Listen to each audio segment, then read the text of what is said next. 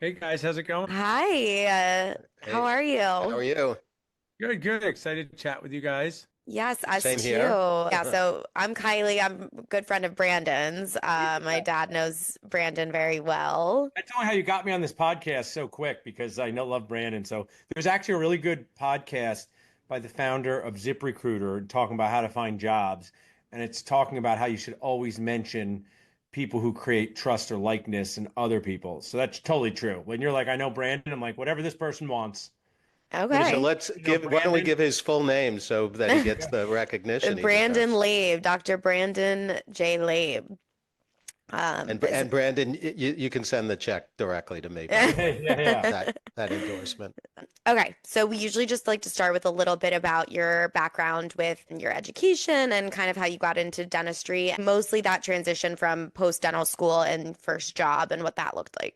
So everything started with my failed dreams of wanting to play professional basketball. I have this basketball to remind myself that all your dreams don't come true because when you grow to this size, you this speed, you need new dreams, backup dreams. So growing up in the 90s in New Jersey, most people wanted to be a doctor, lawyer, dentist, or business person. My amazing dad, mentor, and friend was a dentist, and he never pressured me or my brother to become dentists, but he did say that being your own boss had a lot of advantages. He was the dad who coached all my sports teams. He was the dad who was off on Wednesdays. He was the dad who kind of went to work at 8:30 and would be done at 5.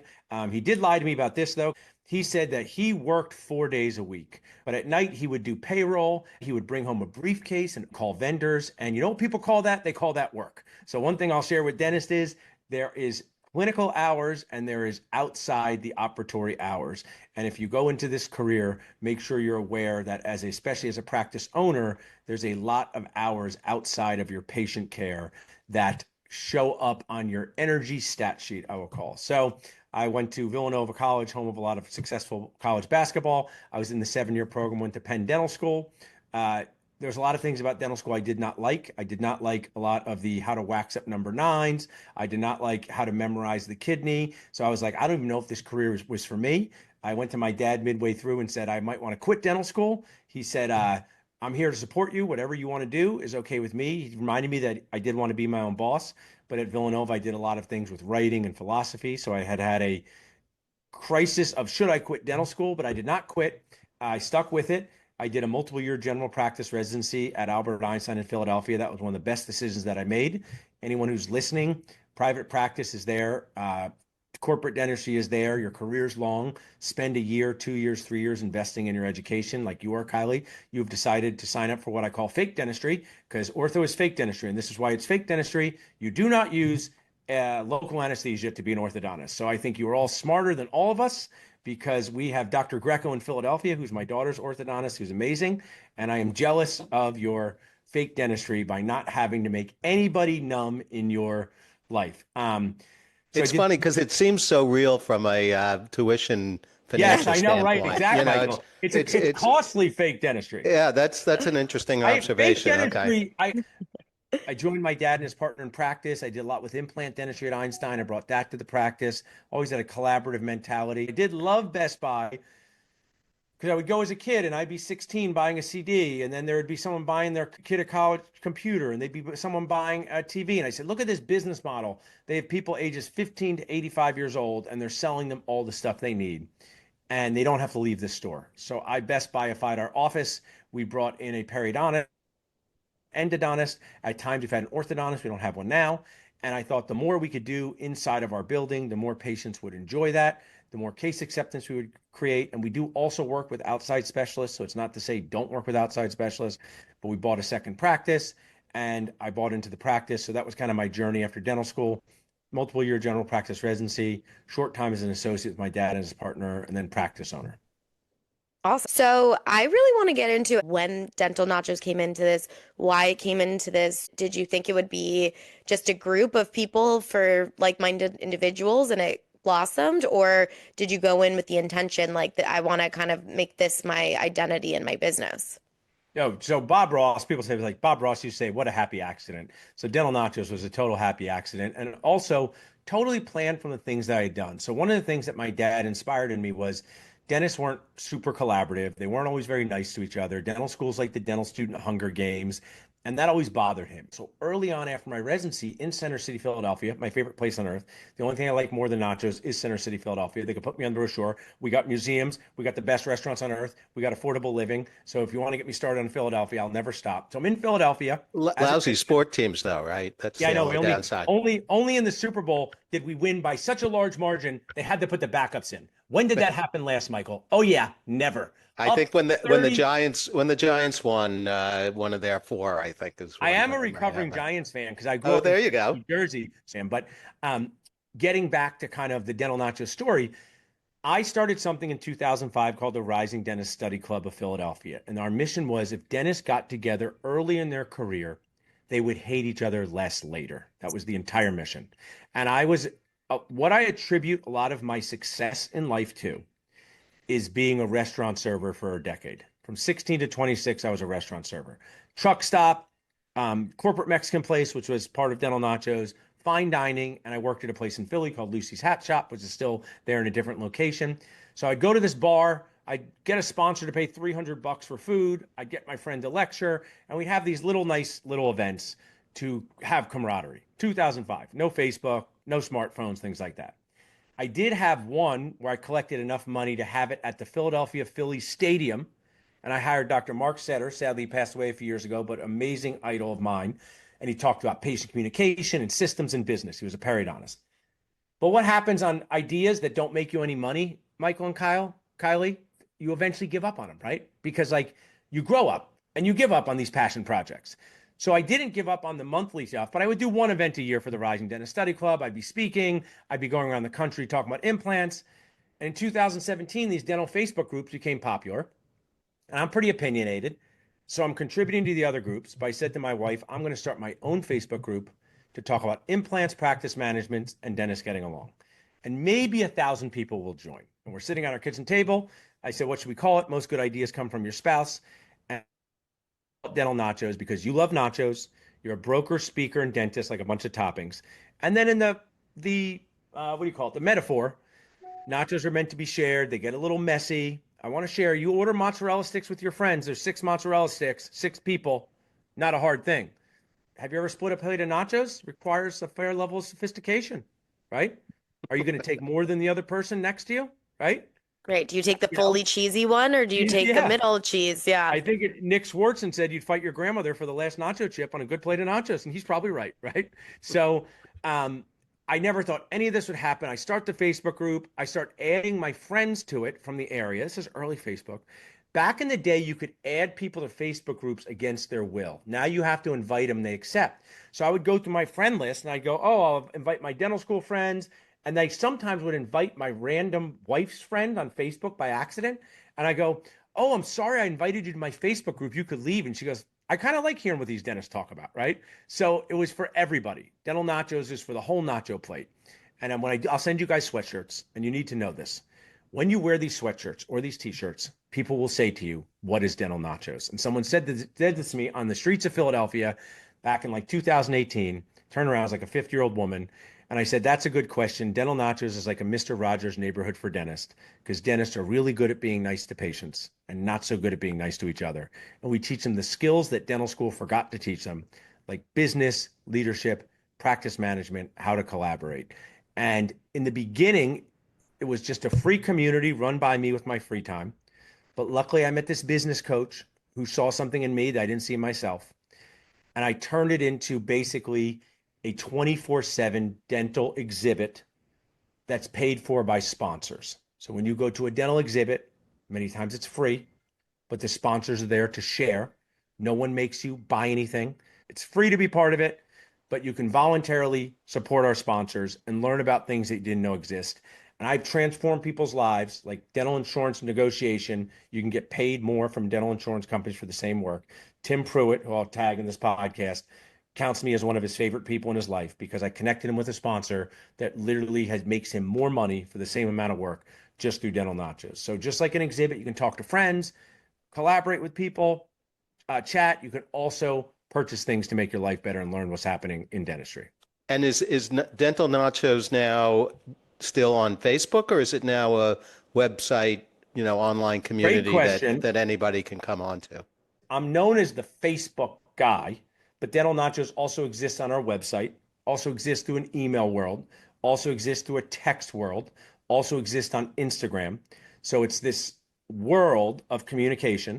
Let me share that I estimate there's 100,000 people attached to dentistry that pay attention to what I do. I think that it's really interesting that you do this for several reasons, but I think a lot of dentists, to what you were saying earlier about having your own private practice, I think it's not this glamorous lifestyle that everyone thinks it was going to be, golfing on Wednesdays and Fridays and living this like really chill life and raking it in during the week. So people are very interested in other avenues, is what I'm getting at. People want to see, is it just associate or ownership, or is there something else that I can be doing? So I'm curious how you turned this kind of a little bit of who you are and serendipity and passion of an opportunity into a business, and how it was replacing working as a dentist sometimes, and where the money, to be frank, started really coming in through this kind of just project to start with. I love this question. I want to hopefully add value to both you and your audience. So I want to be clear. I do not take physical risks. I do not skydive.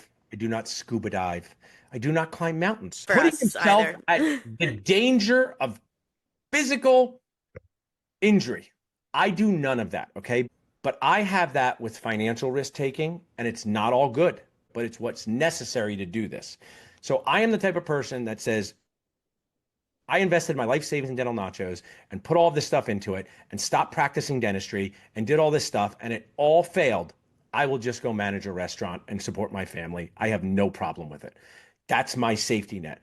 But it's not, I want to be clear, like your wife has to be on board with this. It changes your lifestyle, because I'm just like a dentist who's teaching, running a practice with my brother. It's very stable financially, okay? And I gave it all up to try to build this thing. But I wouldn't be me if I didn't do it. I would have resented it. So as I was doing 16 days a month or 12 to 16 days a month of dentistry and teaching and consulting, I then did 8 days a month of this while I'm trying to build this business.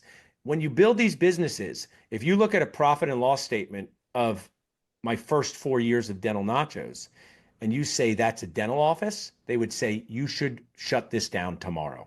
You're spending more money than you're taking in. But in the entrepreneurial world, they say keep going, keep going. So in the dental world, you're bringing $1 million. There's $340,000 of profit. Some people bring in 450 in profit, and some people bring in 150. But I will share that dentistry is one of the most economically stable businesses in the history of businesses. Operationally, it's one of the most complex businesses in the history of businesses. The amount of people you have to put in your office to make your show go and be there in person and all the equipment, it's wildly complex. As I was building the sponsors and doing CE and doing other things and helping sell practices, my revenue per year was increasing. I was constantly reinvesting in team members. In a dental practice, general dental practice, your team salary is going to be like 20 to 30% of what you bring in. In an entrepreneurial business, it can easily be 80% of what you bring in. It's a people-driven thing, but you can't scale yourself without people. So at some point, Dental Nachos stopped spending more than it took in and started bringing more than it took in. And it was able to offer me positive income as a person that still did not meet my dental income, but it's okay with me because I enjoy doing it so much. Since I am totally not normal, Michael, during this time in 2021, when I had one unstable financial company, you know what I said to myself? Okay, I should start a second one of these things. And I started Dentist Job Connect, which just does one thing, helps practices hire associate dentist, which now I have a whole company for that. Two of them are running right now. Dental Notch is like a 6-year-old child. Dentist Job Connect is like a 3-year-old child. They come with all, my dental practice is like a 25-year-old child. They all come with different challenges. And to me, it's what I love to do. And I don't love anything that much like dentistry. So now I just go to my office twice a month. I don't do any clinical dentistry. I just contribute joy. That's what I say. I manage, I talk to people. And I think because my superpower is mental flexibility, if someone's like, do you miss doing class 2 composites? I'm like, no, I do not miss it at all. I'm doing this other thing.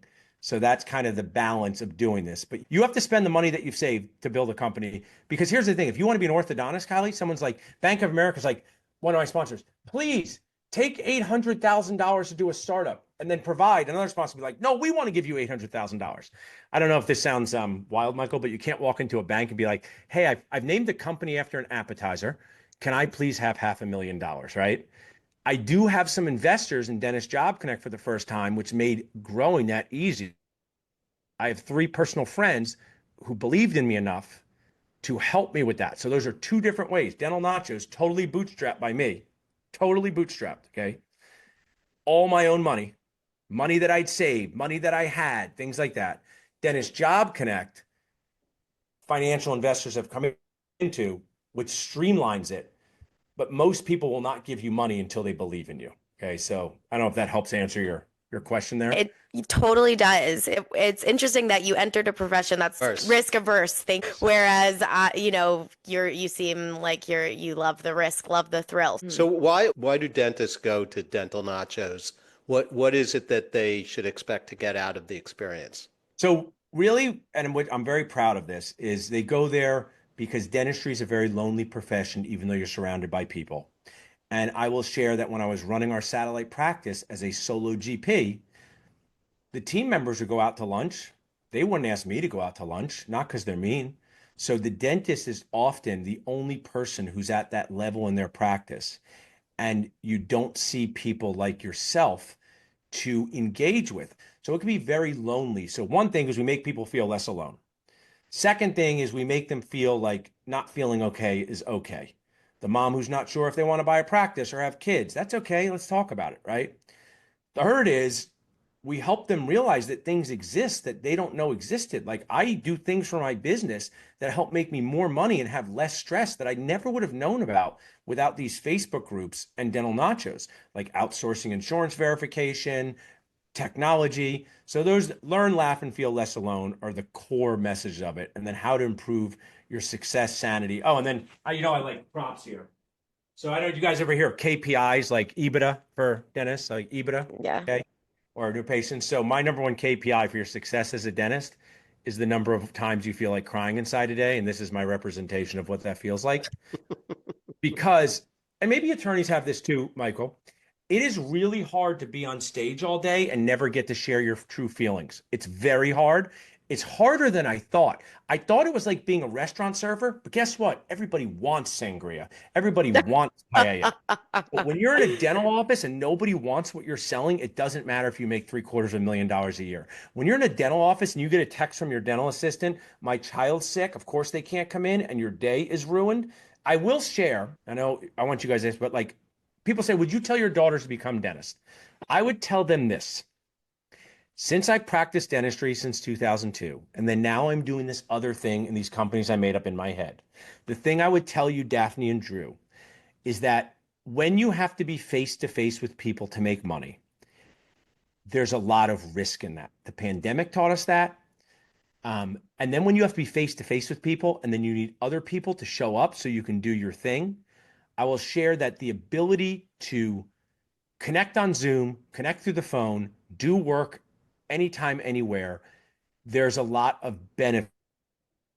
Going back to the thing, dentistry is still wildly stable, and orthodontists, general dentists, and oral surgeons, periodontists all do well financially. Just like you said, though, Kylie, there's a lot more to it than the patient thinks because you got to pretend everything's okay. They don't want to hear you complaining.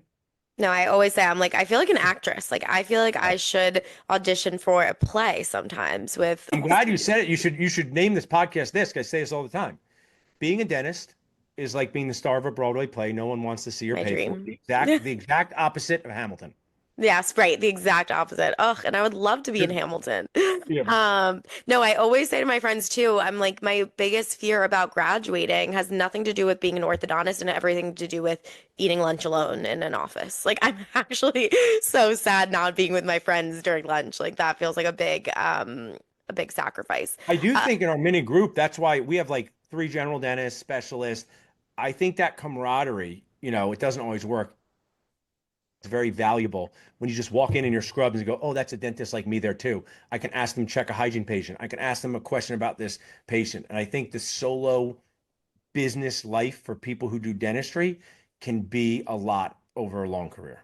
Definitely. So I know it's been a long time for you, but when you started, was there something you can remember? What was the first revenue source of dental nachos is I get now you have a Yeah. community and people you've developed a credibility where people want to listen and you've earned that, which is amazing. But for someone like me, if I had a passion and really wanted to start something, because I think a lot of people have ideas, they just don't know how to implement them and make them into reality, and so then the idea is worth nothing. So can you kind of talk about how you turned it into a business rather than just a fun Yeah. group? So the happy accent part of this was my original revenue generating topping, we call them RGTs, was that I was going to revolutionize how CE was delivered. And I was going to make it like the Chipotle of CE. So I eat at Chipotle. Have you been to a Chipotle, Michael? I have. I love But Chipotle. Mhm. but you don't walk in there and say, reservation for two, it's my anniversary, right? You Never. get in line and you No. go, do you want the extra guac? First of all, I could make Chipotle hundreds of millions of dollars. Here's what they should do. Add the guac in, charge $2 extra, ask people if they want to take it off. They'll never want to take it off. Okay. But I digress. So I want to create the Chipotle of CE. There are programs that charge $300 a month for online CE, which are fabulous and highly produced. So what I did, I spent a lot of time recording all types of CE that was gritty and Chipotle-like and fun with all different faces, women, men, old, young, different parts. And I put them all on a platform called the Dental Nacho Supreme.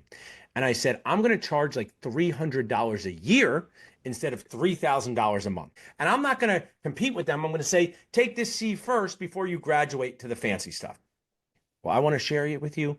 Financially, that has not worked out at all. I'm still waiting for us to be successful, but my original goal didn't work out. But then to fund this company, Michael and Carly, I said, Kettenbach, which sells impression material and other things, I go, they sponsor tables at my events for $2,000. I wonder if they would sponsor this Facebook group. And if I could promote their products on Facebook for like $500 a month or $300 for a Facebook Live. I go, maybe they would want to do that just so I could fund my CE. Okay. Well, yada, yada, like Seinfeld, 7 years later, that sponsor revenue represents 80% of what we bring in. That sponsor revenue has allowed me to hire 12 full-time employees. Companies spend to advertise with us between $20,000 and $50,000 a year, and it's very affordable for them. So, okay, I kind of want to go through like a little exercise if you're willing. That may be Sure. a little it's definitely selfish for this podcast, but I think it would also really benefit someone who's in my position. And frankly, I don't know what the hell I'm doing with like anything social media. So, for example, promoting this podcast, I'm doing things. I have the Instagram, we put reels, but there's so much out there on Instagram. But the reason you're able to get so many sponsors is because you have a massive following. So knowing what you know now, if you were in my position, what are like three things you would do to grow your audience? I love it. So I love this question. It's like my favorite. I could talk about it for an hour. So Okay. one, I would go into everything that Gary Vee's done and try to consume it because he taught me to do it. So one, he would respond to every one of his DMs early on in his career. He would constantly engage with other Instagram accounts and Facebook accounts. A lot of times through good intentions, we say, hey, check out my thing, whatever it is with good intentions. Check out my podcast, check out my webinar. So one of the things that I do and my team does now is I spend a lot of time commenting on other people's stuff that I think would be a good audience for me. Obviously, that's dentists, dental students, and things like that. I celebrate them, I champion them, and then after that, I often will start to create some DMs where I don't just link spam and say, listen to this immediately. Sometimes if we have a relationship, we will link drop with people, but I would start to create connections with people. Like this you did here is great because now I can restore your podcast. So that's an easy one, bringing people into your world who you asked to restore. But my thing would be to grow your Instagram account for people for the pain that you solve. What's the pain that you solve? Is it not knowing anything about business? Why know everything about business as a dentist? Would that be a good? Yeah, yeah. Okay.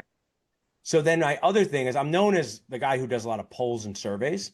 I literally went on my Instagram account, put a picture of my tooth, and it says my tooth, and say, would you drill on this tooth or monitor it? And dentists love that. I got like 100 votes on one of my account.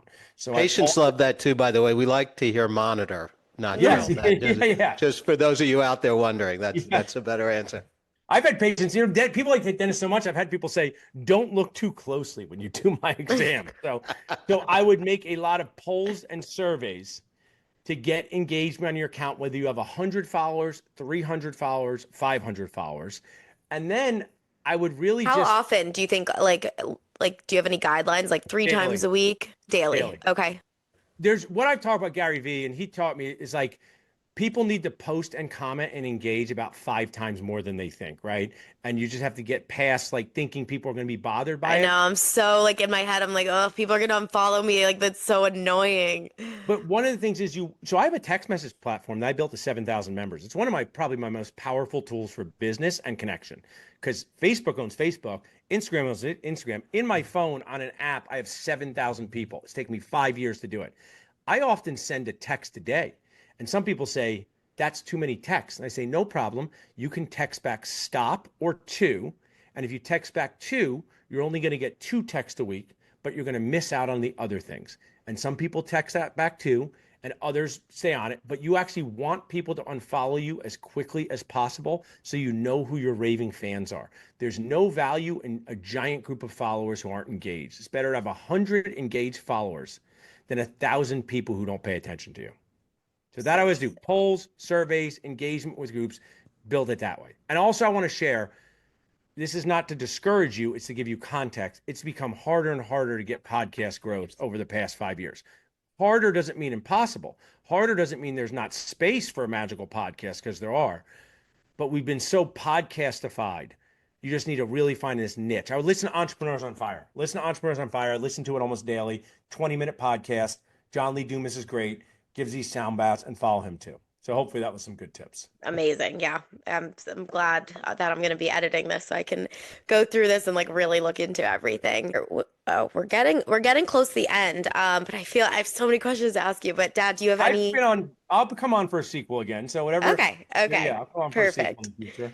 Perfect. I guess one question to the point you were making about podcasting is, and maybe social media now similarly, where do you see the next, opportunity frontier from a branding marketing standpoint? Where directionally, where is it going?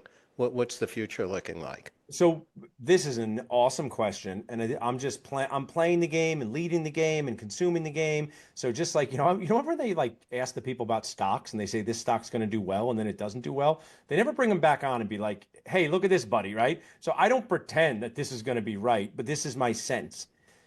There are things like in vivo through Zoom, okay, is one of them, but there are communities that you can control some people have asked me, Paul, I can't be on Facebook anymore because I can't take all the political commentary, but I love Dental Nachos. Does Dental Nachos exist somewhere else? And I will likely do that somewhere else over the next 3 years for an and, not an or. So I see the future to be smaller communities where the person running it has more control. But I think if anyone's listening, you're going to have to pay something for it. So we've all gotten freeified. So if someone goes, I don't like these Facebook ads. I go, it's free. Gary, you should not complain about free, honestly, because you have control. So a subscription-based community. Yeah, with no kind of just control over who gets there. Can't just come in from the side and start yelling at somebody. Slack has done these things. I'm not making anything up. I just think that could be a big part of the next generation because there is a lot of intake with the ads and the political stuff and these things. And you control your scroll. I mean, you create it. Like if you like kittens dunking basketballs, it's going to show you kittens dunking basketballs, right? So I think that would be the next phase. Some paid membership communities with more control by the founder. Okay, so we're kind of getting towards the end here. We always like to end our episodes with our guests giving some story from their career that's just funny and relatable. Is there anything funny that you want to share? So what I'll share is, the theme of this is give every one of your patients, give every one of your clients, really give anyone in your life the ability to say no to the best option. Say no to the best option. So we all judge people constantly. I don't know where thoughts come from. That's pretty deep. So when you see someone wearing an outfit that you don't think is appropriate for noon, your brain goes, that is an inappropriate outfit, but you're a good person when you don't let it run out of your mouth, okay? So I had a woman come in when I was in my 30s, early 30s, and she said, my dentist never told me about implants. And she had a denture that was flopping around and a flipper that was terrible. And I said, no way, this dentist must have told her, she has to be lying. But I didn't say anything with my mouth. So I said, new patient, oh, you never learned about implants? She goes, my dentist never told me. She goes, I really want implants. And then during the conversation, she said she had 10 cats, which I think is a specific amount of cats. Because imagine having 7 cats, going home and being like, I need 3 more cats. Okay. So that is a certain type of person, right? Sure is. So I still no judgment with my mouth. So I said to her, 10 cat lady, you could do implants that stay in all the time, feel like your teeth when you were younger to a degree. Let's say that's $50,000. You can do these awesome teeth that snap in and out and you clean them under the sink. It's like $30,000.